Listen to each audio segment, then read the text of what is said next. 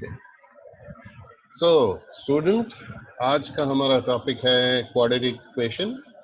आगा Khan board के लिहाज से इसका एसएलओ नंबर 19.1.1 है।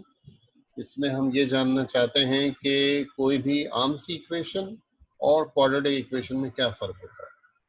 सो इस फ़र्क को समझने के लिए हमने एक जनरल फॉर्म देखी क्वाड्रेटिक इक्वेशन की, ax² + bx + c = 0। यानी एक क्वाड्रेटिक इक्वेशन में हाईएस्ट पावर 2 होती है। इसमें हाईएस्ट पावर 2 जिस वेरिएबल पे होता है उसके अलावा एक पावर 1 के साथ भी हो सकता है, कभी कभार नहीं भी होता, और एक कांस्टेंट टर्म भी होती है, कभी कभार नहीं भी होती है। लेकिन अगर इसकी फॉर्मेशन इससे मिलती जुलती हो तो हम उसे कहते हैं स्टैंडर्ड क्वाड्रेटिक इक्वेशन। ठीक है, अब इसको समझने के लिए एक छोटी सी एग्जांपल मैंने आपके लिए सॉल्व की है कि भैया एक इक्वेशन यहाँ दी हुई है एग्जांपल 1 में, और हम ये देखना चाहते हैं कि ये इक्वेशन क्वाड्रेटिक फॉर्म में आ सकती है या नहीं। तो पहले तो हमने इन दोनों ब्रैकेट्स को ओपन किया, हमारे पास 4 टर्म्स आए, ये दोनों हमने ऐड कर लिए, पता चला हमारी इक्वेशन बनी x² - 7x + 12। और अगर हम इसको इससे कंपेयर करें स्टैंडर्ड क्वाड्रेटिक इक्वेशन से तो हम देख सकते हैं ax² की जगह हमारे पास x² है, यानी a की वैल्यू 1 है। bx की जगह हमारे पास -7x है, यानी कि b की वैल्यू -7 है, और c की वैल्यू 12 है। Let's see another example. थोड़ी सी टफ इक्वेशन है हमारे पास, 5x² + 10x, और यहाँ है 4 के साथ 3x - 1। तो हमने 4 को 3x और -1 से मल्टीप्लाई किया, हमारे पास आ गया 12x - 4। इन दोनों को हम लेफ्ट साइड पे ले गए, और फिर 10x और -12x को जब हमने सब्ट्रैक्ट किया तो हमारे पास आया, सॉरी 10x - 12x किया तो हमारे पास -2x आया, यानी कि 5x² - 2x + 1 और +4, और ये हमारी स्टैंडर्ड क्वाड्रेटिक इक्वेशन है। जी राइट भाई, आपको क्लियर है तो चैट बॉक्स में लिख दीजिए कि समझ आ गया है।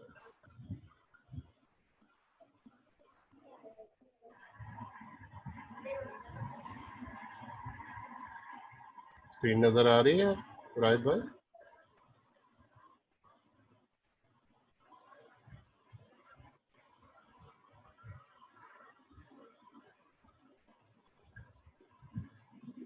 Welcome Ramasa, where have you been?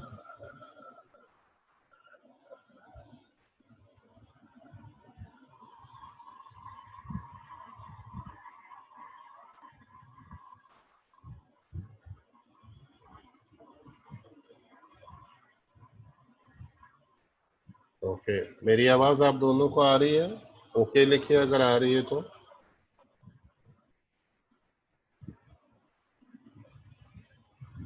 राहित भाई, आपको आवाज आ रही है, स्क्रीन नजर आ रही है? ओके लिखिए। स्क्रीन भी नजर आ रही है, एक बार और ओके। जी राहित भाई, आपने हाथ उठाया, फरमाइए।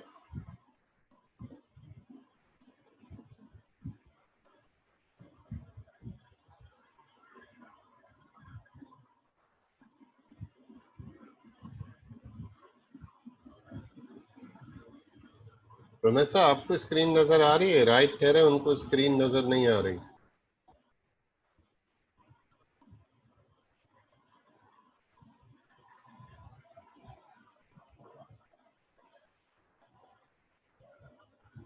राहित भाई, रमेशा को तो नजर आ रही है, आपकी एंड पे कोई फॉल्ट तो नहीं है? डिस्कनेक्ट करके फिर से रिकनेक्ट कीजिए।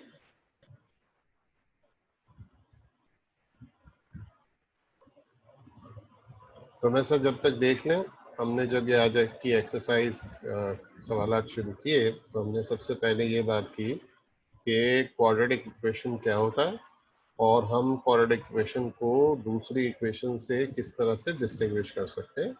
हमने बात ये की कि कोई भी इक्वेशन अगर इस फॉर्म की हो, ax² + bx + c = 0, तो हम उसे standard equation of quadratic equation कहते हैं। बस इसमें शर्त यह है कि a की वैल्यू कभी भी 0 नहीं हो सकती, b 0 हो सकता है, c 0 हो सकता है। फिर आपके आने से पहले मैंने ये समझाया कि अगर ये इक्वेशन हमारे पास है x - 4 × x - 3, ओके, और इसको हम मल्टीप्लाई करते हैं और सॉल्व करते हैं तो इसकी equation x square minus 7x plus 12 आती है, जो कि इसी फॉर्म की अगर आप देखें हमारे पास a x square plus b x plus c था, और यहाँ पर हमारे पास ए की जगह 1 है, बी की जगह -7 है और सी की जगह 12 है। ठीक है, सो हमेशा क्लियर है स्टैंडर्ड क्वाड्रेटिक इक्वेशन क्या होता है। राइट भाई, आप बताएंगे मुझे कि आप स्क्रीन क्लियर है या नहीं, चैट बॉक्स में बताइए। ओके, हमेशा समझ आ गया है तो बताइए।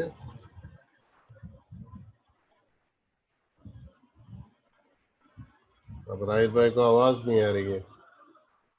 राहित भाई क्या चक्कर है, कभी स्क्रीन नहीं कभी आवाज नहीं, खैरियत है?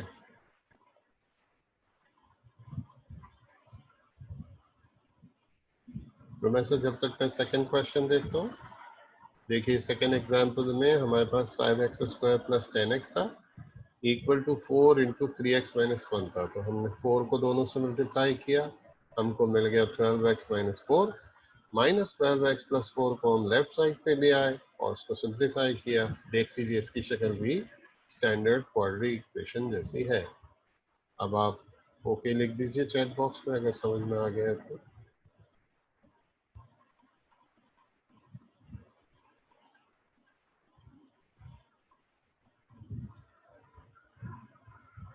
ठीक है, अब जब ये सवाल हमने समझ लिया कि स्टैंडर्ड क्वाड्रेटिक इक्वेशन कैसे बनाते हैं, तो मैंने आपके लिए थोड़ा सा टफ सवाल लिया है।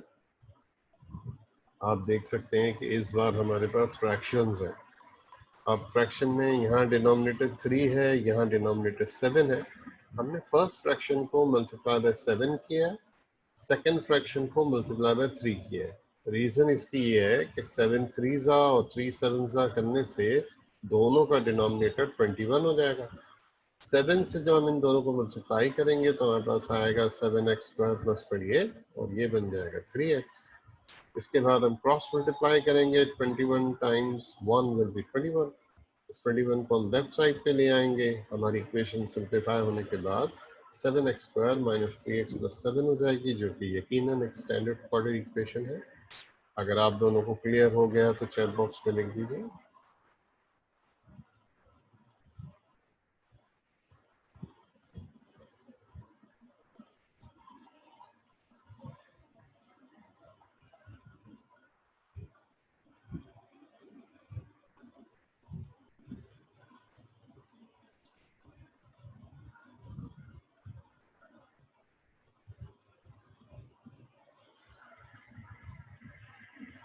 इस तरह अगर हम अपनी फोर्थ एग्जांपल पे देखते हैं जो कि थोड़ी टफ है, तो आप देख सकते हैं कि फोर्थ एग्जांपल में हमारे पास पहला फ्रैक्शन जो है वो x plus 1 upon x plus 2 है, जबकि दूसरा फ्रैक्शन जो है वो x plus 2 upon x plus 3 है।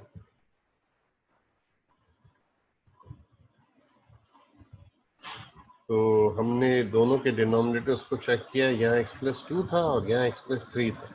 हमने क्या किया, इस x प्लस 2 वाले को x प्लस 3 से मल्टीप्लाई एंड डिवाइड किया, और जो हमारा x प्लस 3 था उसको हमने x प्लस 2 से मल्टीप्लाई एंड डिवाइड किया, ताकि दोनों के डिनोमिनेटर में x प्लस 3 और x प्लस 2 दोनों आ जाए। ये ब्रैकेट खोले, ये ब्रैकेट खोले, इनको सिंप्लीफाई किया और फाइनली इनको हमने क्रॉस मल्टीप्लाई किया। क्रॉस मल्टीप्लाई करने के बाद हम इन तीनों टर्म्स को इस तरफ ले आए, सबट्रैक्ट ऐड करने के बाद हमारी इक्वेशन बनी x square plus 29x plus 66, जो कि हमारी स्टैंडर्ड क्वाड्रेटिक इक्वेशन है। जीरो में सब कोई इशू है तो बोलो।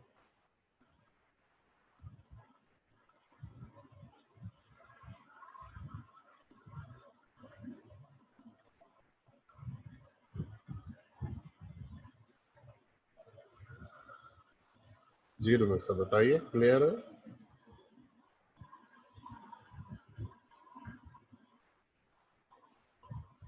ओके, मैं दोबारा एक्सप्लेन कर देता हूँ। हमारे पास जो एग्जांपल नंबर 4 है, इसमें x प्लस 1 के नीचे x प्लस 2 है और x प्लस 2 के नीचे x प्लस 3 है। हमने सोचा कि दोनों डिनोमिनेटर एक जैसे करने के लिए, जिसको हम एलसीएम भी कहते हैं, x प्लस 2 को x प्लस 3 देना पड़ेगा, तो हमने ऊपर और नीचे x प्लस 3 से मल्टीप्लाई किया है, और यहाँ जो x प्लस 3 है उसको हमने x प्लस 2 दिया है, ताकि दोनों के डिनोमिनेटर जो है वो हमारे पास x प्लस 3 और x प्लस 2 बन जाए। वो हमने एक बार लिख लिया, इन दो ब्रैकेट्स को मल्टीप्लाई किया, इन दो ब्रैकेट्स को मल्टीप्लाई किया, उसके बाद इन तमाम को ऐड सबट्रैक्ट किया हमने, फाइनली क्रॉस मल्टीप्लाई करने के बाद तमाम टर्म्स को लेफ्ट से राइट पे लाए और ये हमारा आंसर आया जी। तो ऐसे क्लियर है तो ओके लिख दीजिए।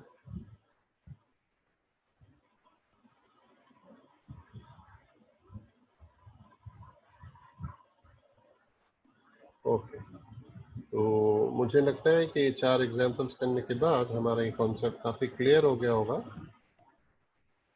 तो एज यूजुअल हमने इसकी एक्सरसाइज तो नहीं रखी है, हमने आपके लिए अगला टॉपिक शुरू किया है, और वो अगला टॉपिक है कि क्वाड्रेटिक इक्वेशन को फैक्टराइजेशन के जरिए कैसे सॉल्व करते हैं। ठीक है जी, थोड़ा स्लो हो जाऊंगा, ध्यान दीजिएगा। हमारे पास यहाँ है 3y square equals to Y times Y minus 5। तो अगर इस y को इस y से मल्टीप्लाई करते हैं y स्क्वायर आ जाता है, और y को -5 से मल्टीप्लाई करते हैं तो -5y आ जाता है, और फिर हम इन दोनों को लेफ्ट साइड पे ले जाते हैं। जब हमने लेफ्ट साइड पे ले जाते हैं तो सिंप्लीफाई होके हमारी इक्वेशन बनती है 2y square plus 5y equals to 0, जो कि हमारी स्टैंडर्ड क्वाड्रेटिक इक्वेशन है। उसके बाद हम देख सकते हैं कि इन दोनों में y कॉमन है, y कॉमन लेने से यहाँ बचता है 2y और यहाँ बचता है 5, और उसके बाद हम दोनों को इंडिविजुअली पहले y को इक्वल टू 0 लेते हैं और फिर 2y प्लस 5 को इक्वल टू 0 लेते हैं, क्योंकि अगर दो चीज़ों का प्रोडक्ट 0 है तो इनमें से किसी एक को या दोनों को 0 होना चाहिए। इस कॉन्सेप्ट के तहत y की पहली वैल्यू 0 आ गई, और जो दूसरी थी 2y प्लस 5 इक्वल्स टू 0, उसमें हमने जो है वो 5 को भेजा राइट साइड पे, वहां जाके -5 हुआ, और फिर हमने 2 से डिवाइड किया, हमारा जवाब बना 0, -5/2। सो प्रोमेसा क्लियर है तो बताइए।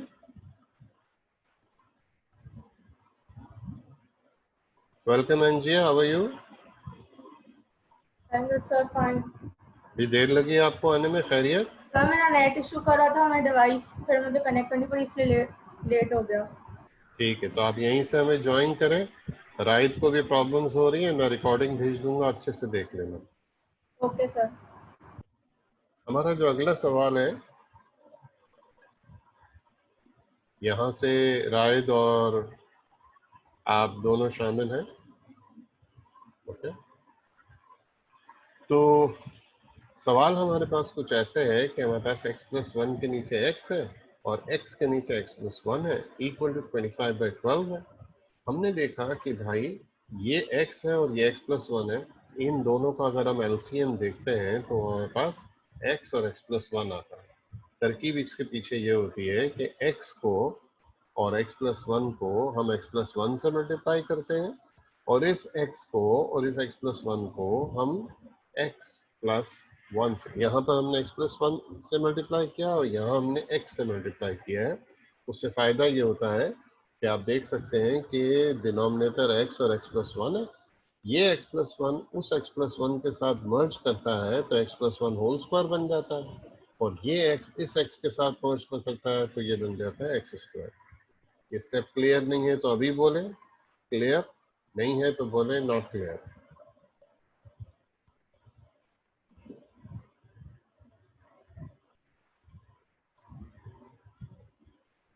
ओके, एनजीए में रिपीट करता हूँ।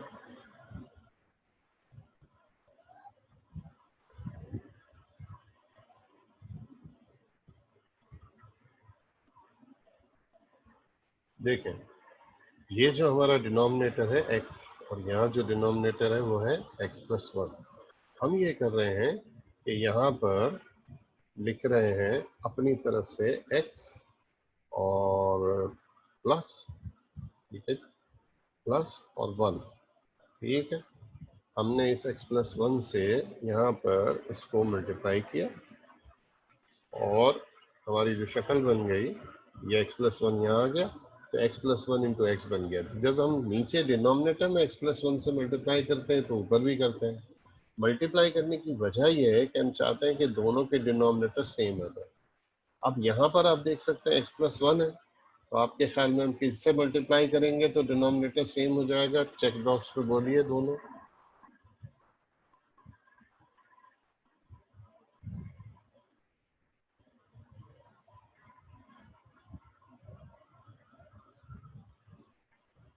जैसे वहां x था तो हमने x+1 से मल्टीप्लाई किया था, यहाँ x+1 है तो हम किससे मल्टीप्लाई करेंगे, ये पूछ रहा हूँ मैं।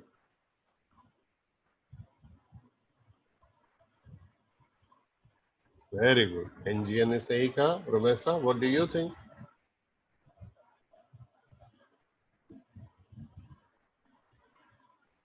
ओके, तो यहाँ हमने x+1 से मल्टीप्लाई किया डिनोमिनेटर में भी और न्यूमरेटर में भी, तो न्यूमरेटर बन गया x+1 होल स्क्वायर। यहाँ हमने x से मल्टीप्लाई किया डिनोमिनेटर में भी और न्यूमरेटर में भी, तो x इंटू एक्स बन गया x स्क्वायर। उसके बाद जब हमें x+1 होल स्क्वायर मिला, हमने इसको फॉर्मूले से खोल दिया, ये x square as it is है, नीचे हम इन दोनों को मल्टीप्लाई कर लेंगे। सिंप्लीफाई करने के बाद हमें करना पड़ेगा क्रॉस मल्टीप्लाई, और क्रॉस मल्टीप्लाई के बाद हमारे पास जो सिचुएशन बनेगी, मैं जरा ड्राइंग्स क्लियर करूं, जो सिचुएशन बनेगी वो हम आपको बता रहे हैं।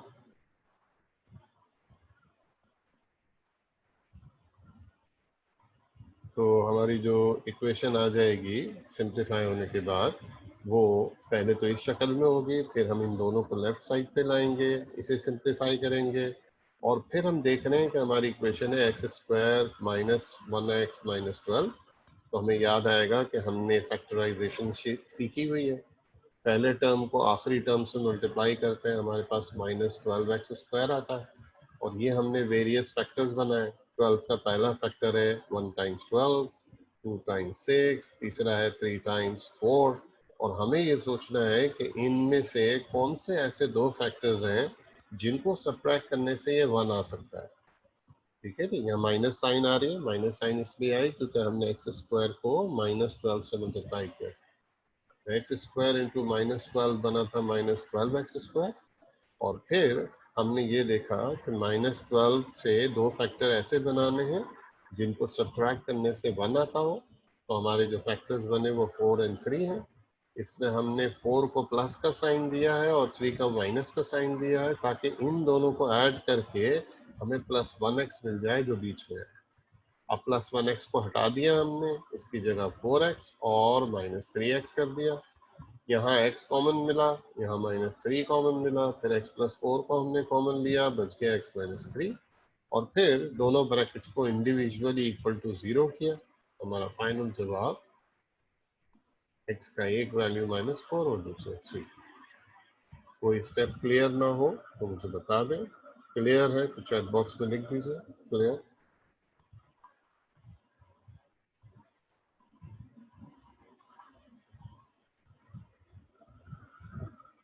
दैट्स गुड, आप दोनों को क्लियर है, वेरी गुड। आगे बढ़ते हैं, थोड़ा सा और टफ सवाल देखते हैं। हम देख रहे हैं कि लेफ्ट साइड पे एक ही फ्रैक्शन है, बट राइट साइड पे यहाँ दो फ्रैक्शन है। एक हमारे पास x माइनस 3 ये रहा, एक हमारा x माइनस 4 ये रहा। हम ये भी कर सकते हैं कि भाई अगर यहाँ x माइनस 3 है तो x माइनस 4 को ऊपर लिख दें, और यहाँ x माइनस 4 है तो x माइनस 3 को ऊपर लिख दें। ये भी तरीका है, क्रॉस करके भी लिख सकते हैं। वैसे वही जो हमारा नॉर्मल तरीका है वो याद रखें कि x माइनस 3 को हम x माइनस 4 गिफ्ट करेंगे, क्योंकि दूसरे में x माइनस 4 है, उसको हम x माइनस 3 गिफ्ट करेंगे। उसके बाद हमने ब्रैकेट्स खोले, ब्रैकेट्स खोलते हुए इस बात का ख्याल रखिएगा, ये देखें बाहर माइनस साइन है, ये अंदर माइनस साइन है, माइनस और माइनस मिलके प्लस होते हैं, तो ये ध्यान रखिएगा, ये बहुत गलती हो जाती है बच्चों से।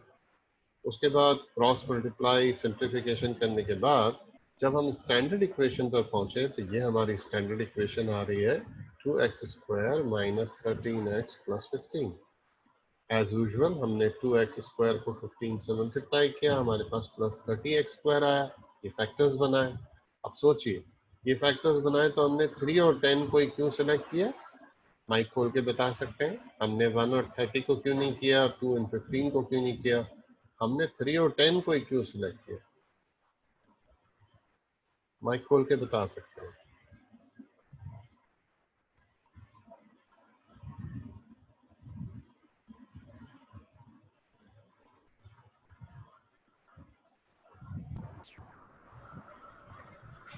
ये संजिया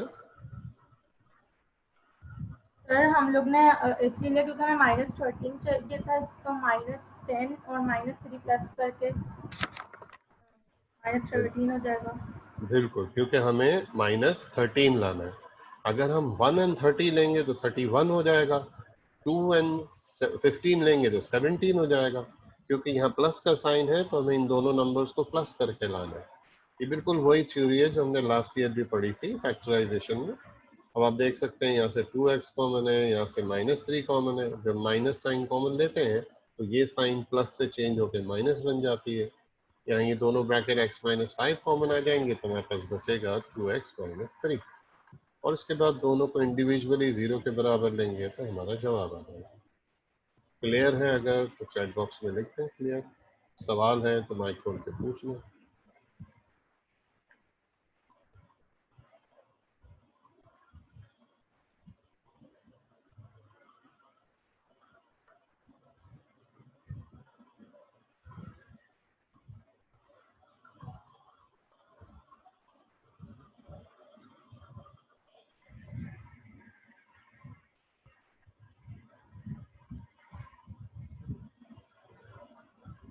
ओके, अब अपना अगले सवाल की तरफ चलते हैं। बिल्कुल उससे मिलता जुलता सवाल है, देख लीजिए। यहाँ पे y+8 और हमारे पास है y+2, तो ये y+2 हमने वहां भेज दिया, y+8 यहाँ भेज दिया। ब्रैकेट्स को खोला, सिंप्लीफाई किया और फिर क्रॉस मल्टीप्लाई किया। क्रॉस मल्टीप्लाई करने के बाद हमने लेफ्ट साइड वाली ये दोनों टर्म्स राइट पे ली, इसको भी सिंप्लीफाई किया। ये इक्वेशन जो हमारी बनी -2y² + 12y + 80 = 0, हमने देखा कि इन सब में -2 कॉमन है, वो हमने कॉमन ले लिया। बच गया हमारे पास y² - 6y - 40। हम ये कॉमन नहीं भी लेते तो भी सवाल हो जाता, बट हमारे नंबर्स बहुत बड़े बड़े आते। तो जब भी हम फैक्टराइजेशन करें उससे पहले हमेशा चेक कर लें कि कुछ कॉमन तो नहीं। तो जो भी कॉमन है उसको 0 के नीचे भेज दें, वो खत्म हो जाएगा। उसके बाद ये -40 हमने साइड पे रखा और हमने इसके फैक्टर्स बनाए। यहाँ भी आप देख सकते हैं 40n1, 20n2, 10n4। इसमें से हमने 10n4 को सिलेक्ट किया क्योंकि इन दोनों को सब्ट्रैक्ट करने से बीच वाला 6 आ जाएगा। 10 को हमने नेगेटिव साइन दी और 4 को हमने पॉजिटिव साइन दी, क्योंकि इन दोनों को सब्ट्रैक्ट करेंगे जब हम बड़े नंबर की साइन -6y आएगी, हमें -6y चाहिए। फिर हमने y कॉमन लिया, 4 कॉमन लिया, उसके बाद दो ब्रैकेट्स आए, उनको इक्वल टू 0 किया और ये हमारा जवाब आया। आप दोनों को क्लियर है तो आप चैट बॉक्स में ओके लिख दीजिए, नहीं है तो सवाल कर लीजिए।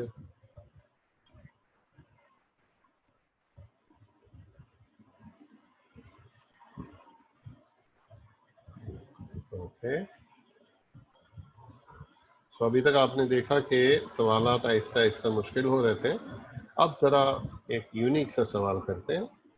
जब भी हमारे पास क्वाड्रेटिक इक्वेशन में दो फ्रैक्शंस हो और इक्वल टू 0 हो, उसकी आसान सी तरकीब ये है कि एलसीएम मतलब उस नेगेटिव वाले फ्रैक्शन को राइट साइड पे ले जाओ सीधा, क्योंकि वो तो 0 है। इस तरह ये इधर आएगा और फिर क्रॉस मल्टीप्लाई करेंगे, आपका काम आसान हो जाएगा, आपको एलसीएम नहीं लेना पड़ेगा।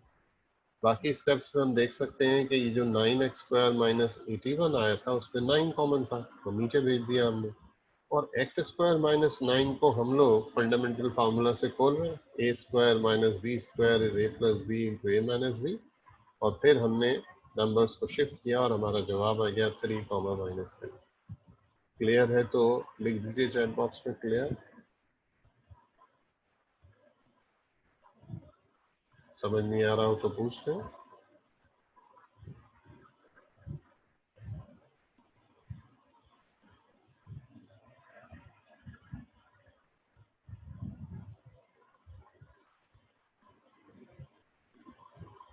That's good.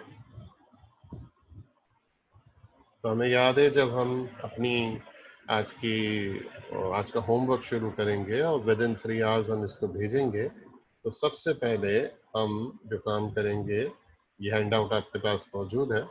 यहाँ से काम शुरू करेंगे हम कि हम देखेंगे क्वाड्रेटिक इक्वेशन की डेफिनेशन क्या है, फिर ये छोटे छोटे 2-4 एग्जाम्पल्स हैं उसे हम करेंगे। जब एग्जाम्पल्स हो जाएंगे हमारे तो उसके बाद हम ये एक्सरसाइज शुरू करेंगे, solution of quadratic equation by factorisation. Exercise से पहले हमने फिर 4-5 एग्जाम्पल्स आपको दिए हैं, और ये 4-5 एग्जाम्पल्स खत्म होने के बाद हमारी एक छोटी सी एक्सरसाइज आ रही है। आइए हम उस एक्सरसाइज को भी देख लेते हैं। ये हमारी एक्सरसाइज है जिसमें कुल मिला के 16 सवाल और 16 जवाब है। इसमें से आप पहला सवाल कॉपी कीजिए और उसको सॉल्व करके व्हाट्सएप पे मुझे भेजिए।